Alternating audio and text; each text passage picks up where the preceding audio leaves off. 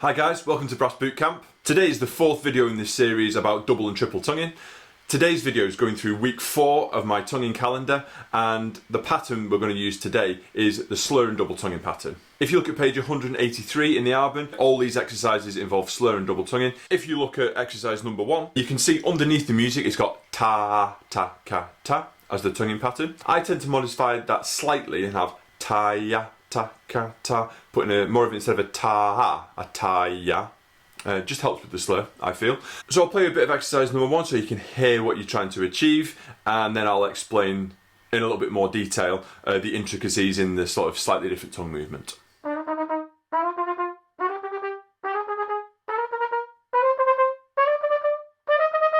So you can hear the 2 notes slurred, and then the rest of the group is tongued. So ta, ta, ka, ta. So you might think this tonguing pattern is the same as tonguing a quaver and 2 semiquavers, ta, ta, ka, ta, ta, ta, ka, ta.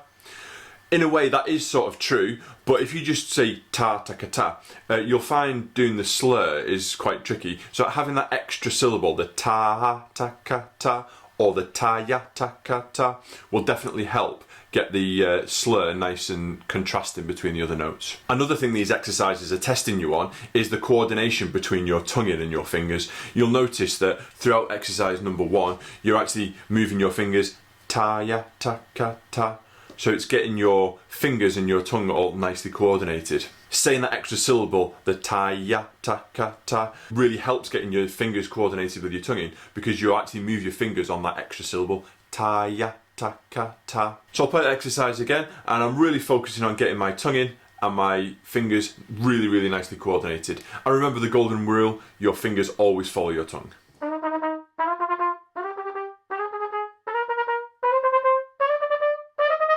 So the next exercise, number 2, very similar. You've got ta-ya, taka-ti, ta-ya, taka-ti, ta-ya, taka-ti, ta-ya, taka-ti. So again, you're moving and changing your syllable to change those pitches. Again, the ta-ya, taka-ti. So you're moving from the lows to the highs. So this is a bit of number 2. Again, I'm thinking about my to-ta-ti or ko, ka and ki syllables for the low, middle and high. And I'm also thinking about my fingers always following my articulation.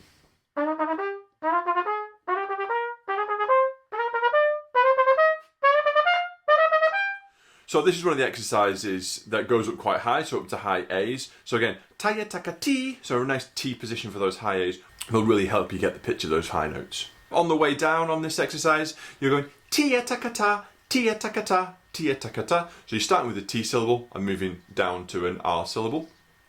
All the same things applies, nice and even tonguing, nice and even finger movement, making sure your tonguing and your fingers are nicely coordinated.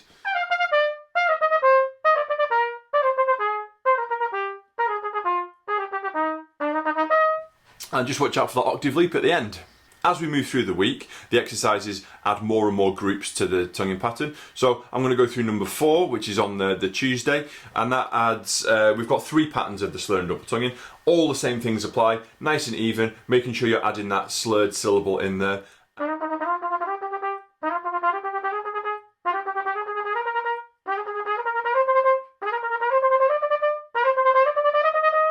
So nice smooth airflow. Nice coordinated fingers and tonguing. So moving through to Wednesday's exercises, this is where it starts getting a little bit more tricky, where you've got the bigger intervals with your slur. As I've mentioned in a lot of my other videos, when you're doing your slurring, tongue position, really important. So if you have a look at number 12, you've got ta-ya, tikiti, ta-ya, tikiti, ta-ya, tikiti. So the ta to E syllable is relatively tricky to get. So practicing these slowly is a really good idea to start with. And again, you're thinking about really smooth airflow, nice and consistent, so you're not changing the airspeed at all. All the work's being done with the tongue position.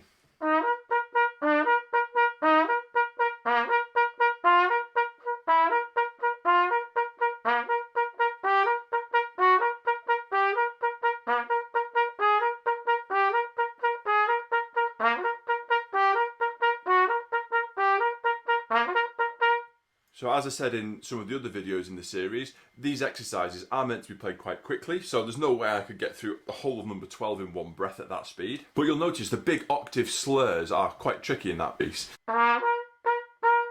Toi, ti, ki. By now you should have been practicing your tonguing for 3 whole weeks. So being able to go toka toka taka taka tiki tiki, that should have been improving. This exercise Toi tiki, toi tiki, toi tiki. When you've got those octave leaps.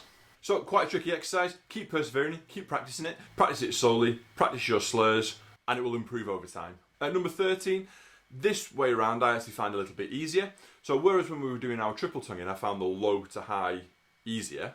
When I'm doing the slur and double tonguing, because that slur is in there, I find doing the high to the low ones much easier. So all the same things apply. So let's have a listen to number 13.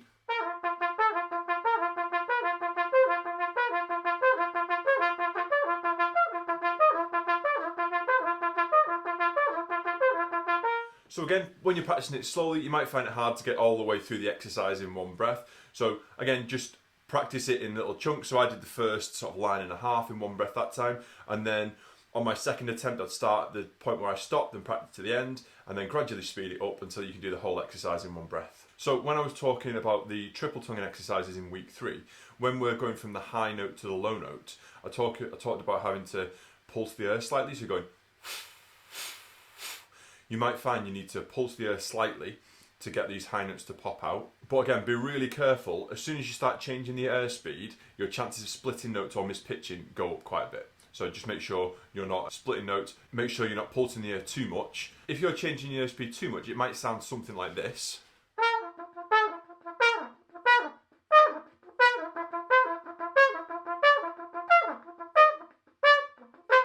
It's quite tricky to get the pitch right and then remain even throughout the whole exercise, so just watch out for that one. So exercise 14 and 15, nice long strings of semiquavers. These ones use a lot more valve coordination, especially number 14. So I'll play you a little bit of 14, have a listen, nice smooth airflow, nice crisp tonguing, and again my fingers are always following my tonguing.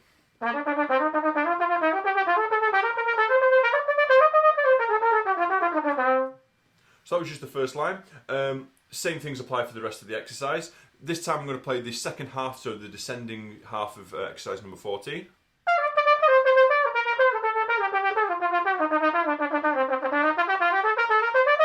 So again, nice airflow, fingers are following your tonguing. Number 15, very similar sort of finger movements, but this time the intervals are increasing slightly. So instead of moving up and down the scale, we're now changing the intervals instead. So your tortat and T-tongue position really do become much more important in this exercise. This is number 15. And then the descending version.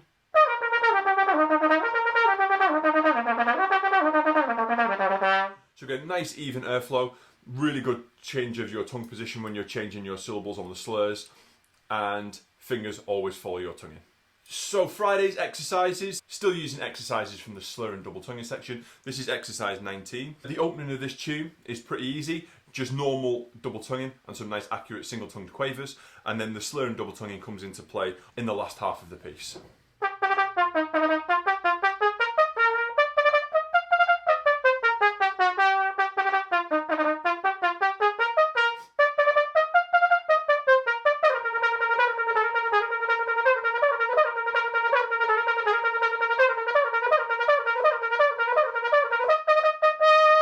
So much more melodic, and when you're transitioning between your sort of single tongued quavers and your double and slow and double tongued semiquavers, it needs to sound as seamless as possible, and you've got to think about the music slightly more in this one because it's more melodic, so it's not just a technique exercise. Try and give it some musical shape, and again, the flow of the music is really important. So the second exercise on Friday is from the tonguing for trumpet section in the book, and it's exercise number 6, so let me switch to that one quickly. So again, this one's nice and melodic, and again, try and think musical shape, crisp single tonguing on your quavers, and nice double tonguing on your semiquavers. What you're aiming for in this one is people shouldn't be able to tell from listening whether you're double or single tonguing these semiquavers. Nice and crisp, no difference between your t and k syllables.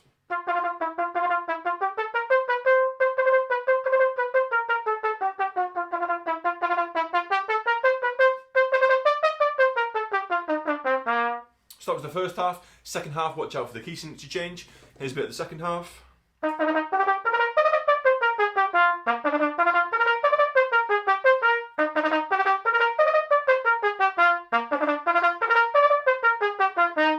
So we're on our final section of the 4-week calendar. This uses the tonguing for trumpet sections again, and it's a combination of a bit of double tonguing and a bit of triple tonguing as well. So exercise number 1 is a triple tonguing exercise.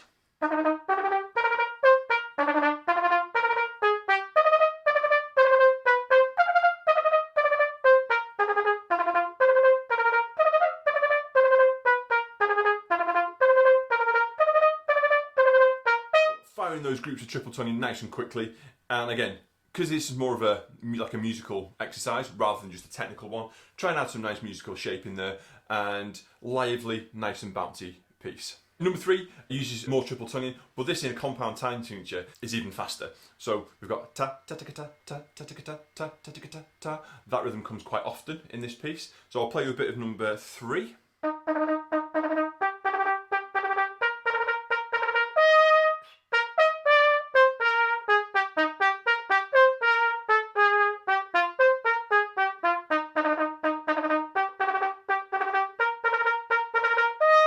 So again, the idea is you can integrate your triple tonguing into your normal playing without any technical difficulties and still making it sound nice and musical. So I hope you've enjoyed this 4-week double and triple tonguing tutorial.